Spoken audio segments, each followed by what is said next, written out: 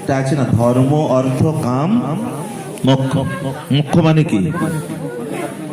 হ্যাঁ, মুক্তি। কিসের মুক্তি? কোথা থেকে মুক্তি?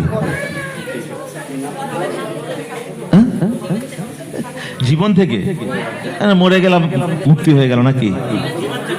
জীবন চেতনা, চেতনা। আচ্ছা, সেই একাদশী আজকে, আজ হচ্ছে মোক্ষদা একাদশী। আর এই দিনে, এই একাদশী তিথিতে পরমেশ্বর ভগবান শ্রীকৃষ্ণ কুরুক্ষেত্রের রণাঙ্গনে তার প্রিয় ভক্ত, বন্ধু, সখা তাকে এই জ্ঞান প্রদান করেছিলেন। আমরা এই গীতার জ্ঞানটা কোথায় নিচ্ছি, কোথায় গ্রহণ করছি? মন্দিরে, তাই না? মন্দিরে পাচ্ছি। আর অর্জুনকে কোথায় দিয়েছিলেন? যুদ্ধক্ষেত্রে গীতার জ্ঞান। এখন তো মারামারি হবে, কাটাকাটি হবে, সেখানে গীতার জ্ঞান কি কাজ করবে? করবে?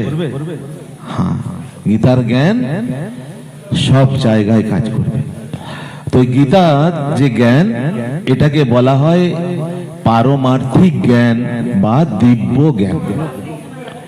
এই জড় জগতের যে জ্ঞান, সেটা হলো জাগতিক জ্ঞান। আর ওই জগতের, চিন্ময় জগতের যে জ্ঞান, সেটা হলো পারমার্থিক জ্ঞান। আর্থিক আর পারমার্থিক, পরম আর্থিক হয় যেটা, সেই পারমার্থিক জগতের যে জ্ঞান, সেটা হলো দিব্য জ্ঞান।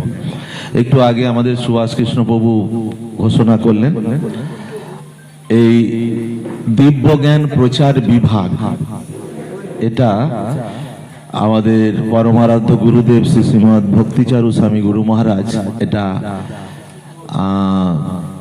শুরু করে গিয়েছিলেন প্রচারের জন্য। তারপর কোনো কারণবশত এটা একটু বন্ধ হয়ে যাওয়ার মতো হয়েছিল।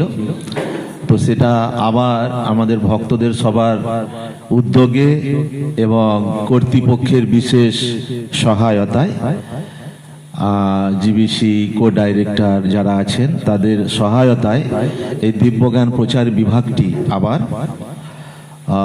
পূর্ণ উদ্যমে প্রচার কার্যের জন্য উন্মুক্ত করা হয়েছে। এতে যে কেউ যুক্ত হতে পারেন। গুরু মহারাজের ইচ্ছা ছিল প্রভুপাদের ইচ্ছাকে পূরণ করা, আর প্রভুপাদের ইচ্ছা চৈতন্য মহাপ্রভুর ইচ্ছাকে পূরণ করা। চৈতন্য মহাপ্রভুর কি ইচ্ছা ছিল? পৃথিবীতে আছে যত, সেটা প্রভুপাদ করেছেন কিছুটা, বাকি আছে কিনা এখন? সব গ্রামে শহরে প্রচার হয়ে গেছে, হয়ে গেছে। তো সে দায়িত্ব কাদের? আমাদের। প্রভুপাদ অনেকটা করে গেছেন, তার শিষ্য যারা তারাও করছেন চারিদিকে। এখন যেগুলো বাকি আছে, তো কাদের দায়িত্ব? আমাদের। তো সেই তাদের যে ইচ্ছা, সেই ইচ্ছাকে পূরণ করতে পারলে আমাদের জীবন সম্পূর্ণরূপে সার্থক হয়। তো এই দিব্য জ্ঞান কোথায় আছে? এই গীতা এবং ভাগবতে। আমাদের এই জগতে অনেক জ্ঞান আছে, অনেক শিক্ষা পাই, জাগতিক শিক্ষা। সেই জাগতিক শিক্ষা হচ্ছে দৈহিক শিক্ষা, দেহের ভিত্তিতে। আমরা জড়জাগতিক যে শিক্ষা পাই স্কুল কলেজে, সেটাকে কার শিক্ষা? দেহের শিক্ষা। দেহকে কি করে ভালো করে সাজাতে হবে, দেহকে রক্ষা করতে হবে কি করে ভালো খাওয়া দাওয়া করতে হবে ইত্যাদি, এই সব শিক্ষাগুলো জড়জাগতিক শিক্ষা। আর দিব্য জ্ঞান, তার মাধ্যমে কোন শিক্ষা দেওয়া হয়, কার উদ্দেশ্যে? সেটা আত্মার শিক্ষা। পারমার্থিক জ্ঞান বা দিব্য জ্ঞান যেটা কি শিক্ষা প্রদান করে? আত্মার শিক্ষা। আমরা দুটো জিনিস আছে, শরীর আছে আবার আত্মা আছে। শরীরের জ্ঞানটা পাচ্ছি, অনেক শিক্ষা পাচ্ছি, কিন্তু আত্মার জ্ঞান কোথাও পাই না। সেই আত্মার জ্ঞান কোথায় আছে? কেউ বই লিখতে পারবে? কে দিতে পারে? ভগবান। সেই ভগবান জ্ঞান দিয়ে তারা সেটাকে লিপিবদ্ধ করা আছে গীতা এবং ভাগবতে। তাই গীতা ভাগবতের জ্ঞান আমাদের যদি না থাকে কারোর মধ্যে, তাহলে যথাযথ জ্ঞান লাভ হলো না। আর এই জড়জাগতিক জ্ঞান কতদিন থাকে? যতদিন শরীরটা থাকে। কিন্তু দিব্য জ্ঞান বা পারমার্থিক জ্ঞান কতদিন থাকে? জন্ম জন্মান্তর ধরে, অনন্ত কোটি, যত দিন আত্মা থাকবে, মানে সেটা তো আত্মার জ্ঞান। তো সেই জন্য আত্মার জ্ঞান গ্রহণ করা আমাদের একান্ত কর্তব্য। সেই উদ্দেশ্য নিয়ে ইস্কন তৈরি হয়েছিল। কারণ আগে মানুষ জানতো না, আমরাও জানতাম না কিছু। আমরা যদি না জানতাম কি করতো? ওই রকমই পড়ে থাকতো যারা জানে না তাদের মতো, তাই না? যেটা এরকম ভাবে ভক্তি করতে হয়, ভগবানের আশ্রয় গ্রহণ করতে হয়, আমরা জানতাম না। তো সেই জ্ঞান কোথায় আছে? গীতা এবং ভাগবতে। তাই ব্যাপকভাবে এই গীতা এবং ভাগবত প্রচার করা আমাদের কর্তব্য। আমি মনে করছিলাম যে এই যে সুভাষ কৃষ্ণ প্রভু এই কল্যাণীর মতো এরকম জায়গা, একটা এরকম মন্দির তৈরি করেছেন, এরকম জায়গা অনেকের নেই, পড়ে আছে বা আছে। তখন কি চিন্তা? এটা একটা ফ্ল্যাট বানাবো, ফ্ল্যাট বানিয়ে হয় ফ্ল্যাট বিক্রি করবো, না হলে টাকা অনেক হবে, চলবে। কতদিন সেই টাকা ব্যবহার করতে পারবো? আসলে ব্যাপার কি জানেন, যতটুকু আমার জন্য বরাদ্দ আছে, ঈশাবাস্য মিদং সর্বং যৎকিঞ্চ জগতাং জগৎ তেন ত্যাক্তেন ভুঞ্জিথা মাগিধ কস্য সিদ্ধনম। আমার জন্য যতটুকু বরাদ্দ আছে না এই জগতে এসে, আমি ওইটুকুই ভোগ করতে পারবো, তার বেশি নয়। আমি কাঁচু মাচু করে এটা ওটা অনেক সংগ্রহ করব, কিন্তু ভোগ করব কতটুকু? কতটুকু? আমার জন্য যতটুকু বরাদ্দ, ওর বেশি ভোগ করতে পারবো না। তো সুভাষ প্রভু কি করেছেন? এই জায়গাটা একটা মন্দির তৈরি করেছেন। কারা আসছে এখানে? যারা এসব জ্ঞান নেই, যাদের সম্বন্ধে কিছু জানে না। তাহলে সব থেকে বড় পরোপকার, সব থেকে বড় কল্যাণময় কাজ কোনটা? কৃষ্ণ ভক্তি প্রদান করা। এরকম আরো যেন কল্যাণী তো অনেক বড়। আমি একসময় কল্যাণীতে অনেক অনুষ্ঠান করেছি, অনেক বছর আগের কথা। সুভাষ কৃষ্ণ প্রভুর বাড়িতে কতবার এসেছি। তো তখন মন্দির মন্দির কিছুই ছিল না। আমরা মনে করতাম এত বড় একটা শহর, কল্যাণী শহরটা আর খুব গোছালো, মানে সাজানো গোছানো, কই একটা বড় কৃষ্ণ মন্দির আছে? আমাকে দেখান। আছে? আর কোন মন্দির আছে? শিবের বা দুর্গার কালীর মন্দির হয়তো আছে ছোটখাটো, কিন্তু কৃষ্ণের মন্দির আছে একটা? সেগুলো করার দায়িত্ব কাদের? ভগবান করে রেখেছে, আমাদের শুধু শুধু সহযোগিতা করতে হবে। যেমন মায়াপুরে যে বড় মন্দির হচ্ছে, কারা করছে? ভক্তরা। ভগবান করে রেখে দিয়েছেন, শুধু আমরা যুক্ত হচ্ছি সেখানে। তো যারা যুক্ত হয়ে অংশগ্রহণ করতে পারবে, নামটা কাদের হবে? তাদের হবে, তাই না? আমরা যদি করে যেতে পারি তাহলে আমাদের নাম হবে, কিন্তু ভগবান নাম চান না, কিন্তু করে রেখেছেন ভগবান। তো সেরকম কল্যাণীতে একটা বড় মন্দির হওয়া দরকার। ছোট ছোট অনেক হয়ে আছে, কিন্তু বড় একটা মন্দির হওয়া, এটা উদ্যোগ নেবেন ভালো করে। তার জন্য কি করতে হবে? ব্যাপক প্রচার করতে হবে। আর ব্যাপক প্রচারের জন্য একটু সাপোর্ট লাগবে, তাই না? মায়াপুর ধাম হচ্ছে আমাদের মূল কেন্দ্র, আন্তর্জাতিক কৃষ্ণ ভাবনামৃত সারা ওয়ার্ল্ডের মূল কেন্দ্র হচ্ছে ওটা। তো হেডকোয়ার্টার, ওখান থেকে পরিচালনা হচ্ছে। সেখানের সঙ্গে যদি যুক্ত হয়ে যাই তাহলে কি শক্তি পাবো কি পাবো না? মূল কেন্দ্রের সঙ্গে যুক্ত হলে শক্তি পাবো। তো সেই জন্য এই যে দিব্য জ্ঞান প্রচার বিভাগ, এই বিভাগ থেকে আমরা বিভিন্ন জায়গায় প্রচার, যারা কারো অন্য কোনো বিভাগের সঙ্গে যুক্ত আছেন থাকুন, অসুবিধা নেই। যেমন নামহট্ট আছে, তারপরে গীতা কোর্স আছে, ছাত্র সমাজ আছে, ভক্তিবৃক্ষ আছে, বিভিন্ন প্রচার বিভাগ যত হতে পারে।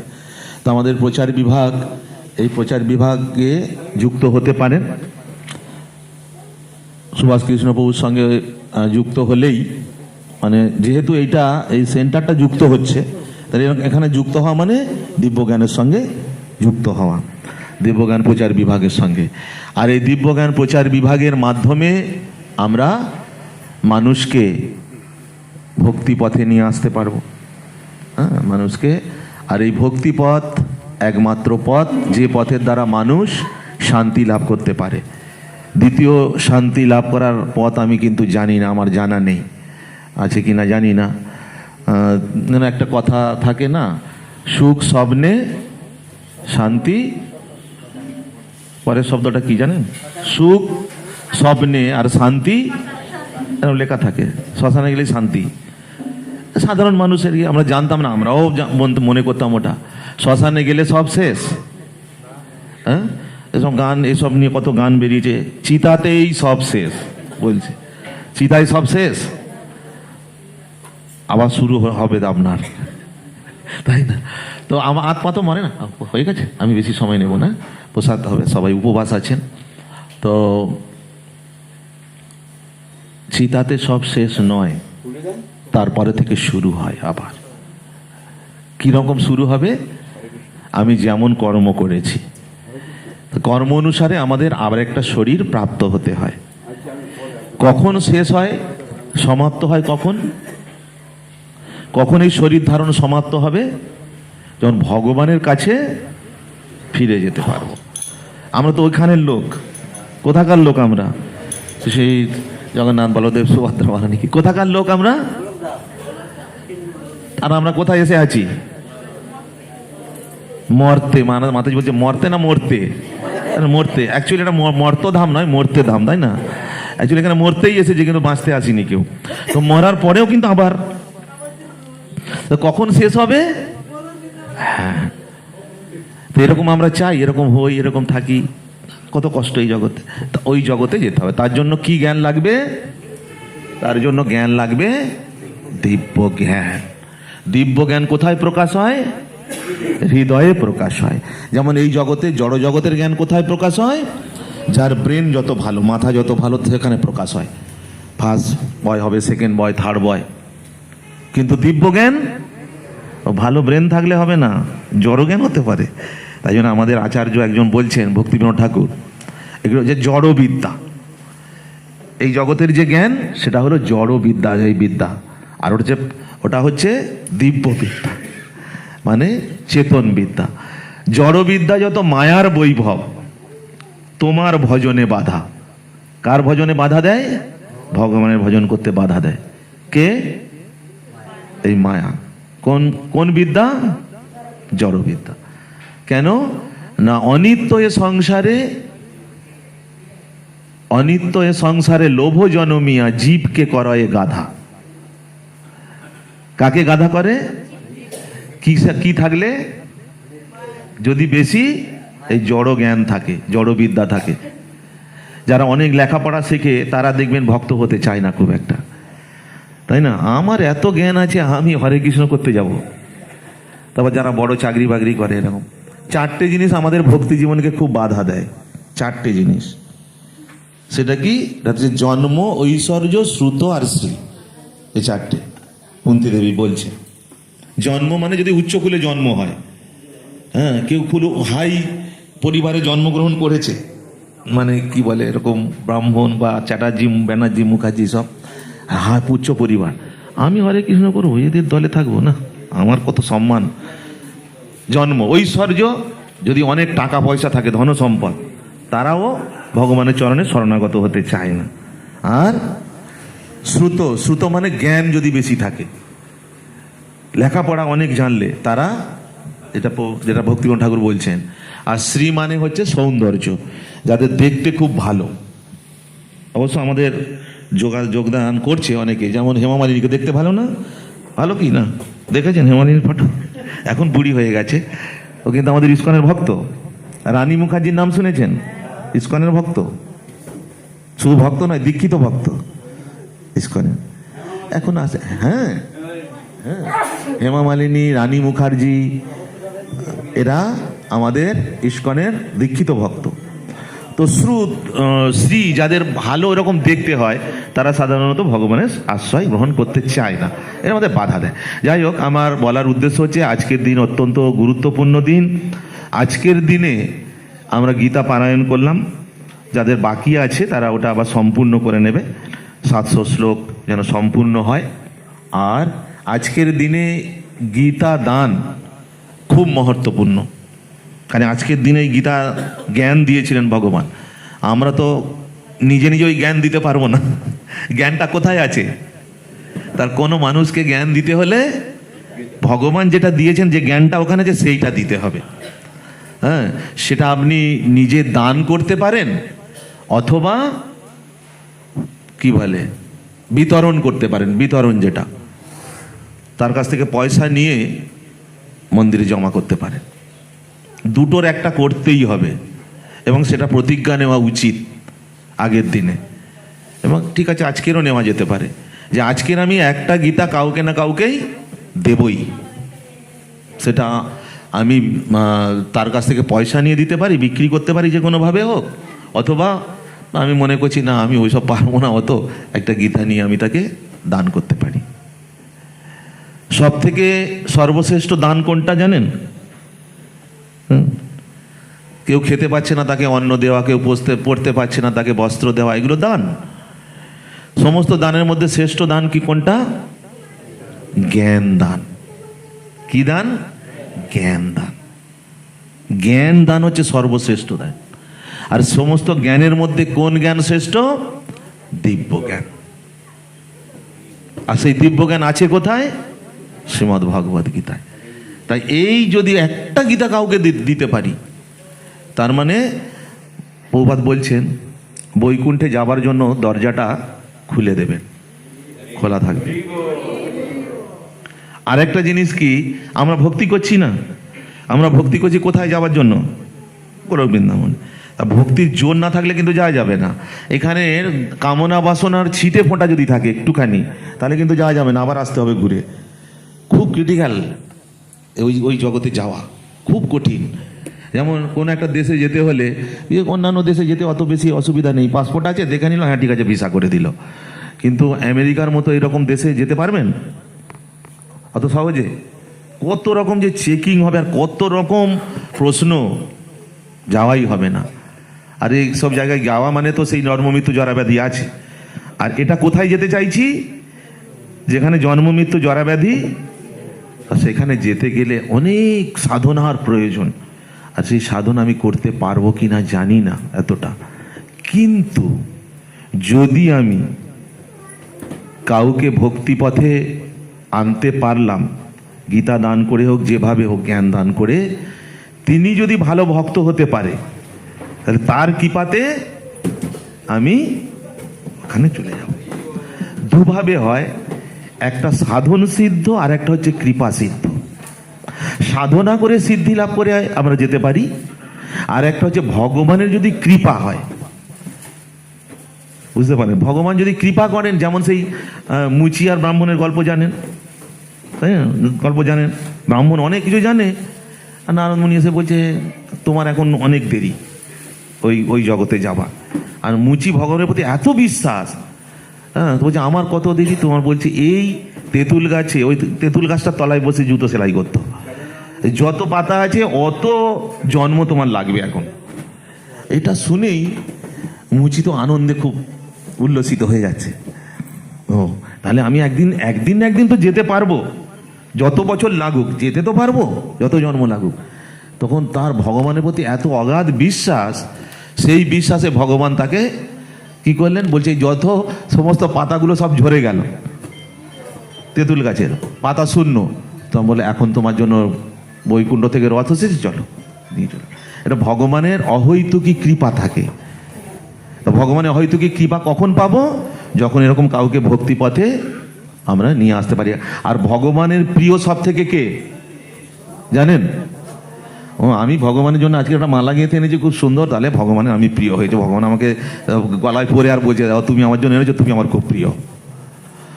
আমি হয়তো ভালো রান্না বান্না করে নিয়ে, এগুলো দরকার আছে, কিন্তু ভগবানের সব থেকে প্রিয় কে? হ্যাঁ,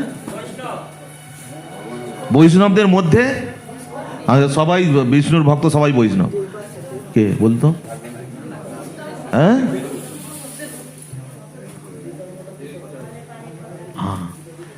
যিনি ভগবানের নাম ভক্তি দান করেন, তিনি হচ্ছেন সব থেকে প্রিয়। গীতায় ভালো করে সুন্দর করে দেয় যে সে আমার সব থেকে প্রিয়। তাই চাই তাই করুন, যা আছে আপনার বুদ্ধি জ্ঞান প্রচার করুন। যে আমার নাম প্রচার করে তার মতো মানে একেবারে অতীত বর্তমান ভবিষ্যৎ তার মতো প্রিয় আমার কেউ ছিল না আর হবে না। তাহলে ভগবানের প্রিয় হতে হলে কি করতে হবে? আমাদের এই দিব্য জ্ঞান প্রচার করতে হবে। এই দিব্য জ্ঞান প্রচার করুন। আমি সুভাষবাবুকে অনুরোধ করবো এখানে বই নিয়ে এসে রেখে দেবেন, আর সবাইকে দিয়ে দেবেন, নাম লিখে দেবেন, দিয়ে ব্যাস নিয়ে বেরিয়ে যাবে। কারণ এখানে এটা আপনাদের টাউন, কত লোক বাস করে এখানে, সবাই যে নেবে এমন কোনো কথা নয়। আর আমার অনেক জ্ঞান আছে, আমার বুদ্ধি দিয়ে দেব, এটা হবে না। ভগবানের যদি কৃপা হয়, ভগবানের কাছে প্রার্থনা করে বই নিয়ে বেরোতে হবে। বুঝতে পেরেছেন? ভগবানের কাছে প্রার্থনা করবেন, নিয়ে ব্যাগে করে যেখানে যাবেন দুটো একটা বই থাকবে সঙ্গে। কথা বলতে বলতে আপনি ভগবানের কত প্রিয় হবেন চিন্তা করে পারবেন না। আর ওই বৈকুণ্ঠে যাবার জন্য আপনার জন্য দরজা বলেছি খুলে দেবে। প্রভুপাদ যেমন বলেছেন 4টে নিয়ম পালন, 16 মালা জপ, এটা যদি করতে পারো আমি তোমাদের গোলক বৃন্দাবনে প্রবেশ করিয়ে দেবো। কিভাবে? ব্যাক গেট দিয়ে। দুটো গেট থাকে না, একটা মেন গেট থাকে আর একটা ব্যাক গেট থাকে, সাইড গেট। তো মেন গেট দিয়ে ঝামেলা অনেক, ওই সেই দারপাল টারপাল সব আছে, সিকিউরিটি আছে না অনেক, আমাদের মন্দিরে দেখেন না, এটা আটকাবে, ওটা চেক হবে, হেন তেন। প্রভুপাদ বলছেন সাইড দিয়ে যে গেটটা আছে ওই গেটের চাবিটা আমার কাছে আছে, ওই তালার চাবি। তোমাদের যেরকম বললাম শুধু এটা সুন্দর করে করো খালি, আর ভালো করে প্রচার করো। ওইখানে নিয়ে যাবার জন্য দায়িত্ব আমার, আমি ওখানে প্রবেশ করিয়ে দেবো। তাহলে এর থেকে আর কি আর আছে? এটা বিশ্বাস হয়? বিশ্বাস হয়? কে বলেছেন কথাটা? প্রভুপাদ কে?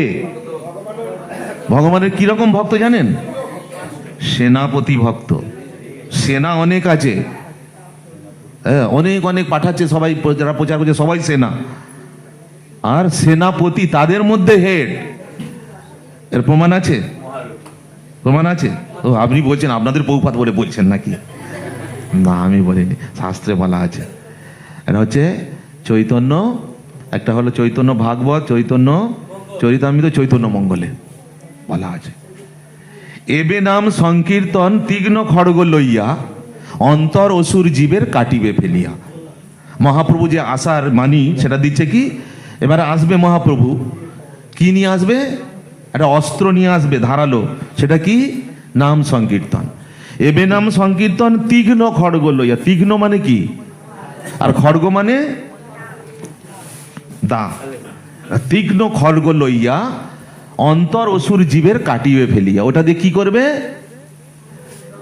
যারা আসুরিক ভাব তাদের অন্তরটাকে কেটে ফেলবে। আর ওই কৃষ্ণের মতো এসে ওই রকম না, ওকে মেরে দিল, ওকে ইয়ে করলো, তাহলে সব মারা যাব আমরা। আর সবার মধ্যে তো ওইরকম রয়েছে অসুর ভাব। এটা তো হলো, সেটা এসে কে করেছেন? মহাপ্রভু। জগাই মাথাইটাতে কিরকম ছিল, পরিবর্তন করেছে। তারপরে বলছে যদি ধর্ম ছাড়ি পাপি দূর দেশে যায়। মহাপ্রভু এসে তাদেরকে ভক্ত করতে চাইছে, কিন্তু না, পালিয়ে যাচ্ছে অন্য জায়গায়। যদি কোনো জায়গায় চলে যায়, মোর সেনাপতি ভক্ত যাইবে তথায়। তো পালিয়ে গিয়েও রেহাই পাবে না, আমার সেনাপতি ভক্তদেরকে আমি পাঠাবো। এটা মহাপ্রভুর কথা। তাহলে কে যারা অন্যান্য দেশে গিয়ে পালিয়ে গিয়েছিল তাদেরকে কে ধরে নিয়ে এসেছে? প্রভুপাদ নিয়ে এসেছে। তাহলে প্রভুপাদ কে? সেনাপতি ভক্ত নয়? সেনাপতি ভক্ত। তাই আমাদের সবাইয়ের এরকম মনোনিবেশ করতে হবে। আর এই কথাগুলো পূর্ণরূপে সত্য। প্রভুপাদ কি অসাধ্য সাধন করেছে, এরকম অনেক কথা বন্ধ করে দিই। তো আমরাও অনেক অসাধ্য সাধন করতে পারি। ভক্তদের যা ক্ষমতা চিন্তা করতে পারবেন না। আর সেই শক্তি কোথা থেকে আসে? কে দেয়? এখানে এখন কতজনের প্রসাদ হবে? 100। আপনি বাড়িতে 100 জনের প্রসাদ আয়োজন করুন। কতদিন ধরে আপনাকে প্ল্যান করতে হবে, কে রান্না করবে, কে ইয়ে করবে, হেন তেন, এসব কত, হ্যাঁ, হয়ে যাচ্ছে। কোনো ভ্রুক্ষেপ আছে? কোনো ভ্রুক্ষেপ নেই। আর এটা আসলো তো, ওটা কি হলো, ওটা কি।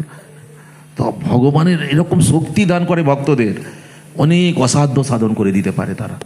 আমরা দেখতে পাই উজ্জয়িনীর মন্দির তৈরি হয়েছিল বোধহয় 10 মাস না 11 মাসে, হ্যাঁ, 9-10 মাসে। অত বড় মন্দির 11 মাসে আমি শুনেছিলাম। যাই হোক, আপনারা দেখেছেন কারা কারা উজ্জয়িনী গেছেন? উজ্জয়িনী বন্ধু কি এখানে কেউই যায়নি, নতুন সব না? হ্যাঁ, ট্যুর করতে হবে। মানে অনেক সুন্দর সুন্দর জায়গা। কৃষ্ণ বলরাম পড়াশোনা করতে গেছে, ভগবান হয়ে পড়তে গেছে। ভগবানের পড়া লাগে? কি জ্ঞান তার নেই? হ্যাঁ, পড়তে গেছে কোথায়? উজ্জয়িনীতে। কার কাছে? শান্তিপুনি মুনির কাছে পড়তে গেছে। তাহলে ওনার গুরুকে, ভগবান সবার গুরু না? আবার তিনি আবার গুরু হচ্ছে। এগুলো এগুলো লোক দেখানো, দেখাতে হচ্ছে, না হলে তো সবাই উল্টো পাল্টা করবে, তাই না?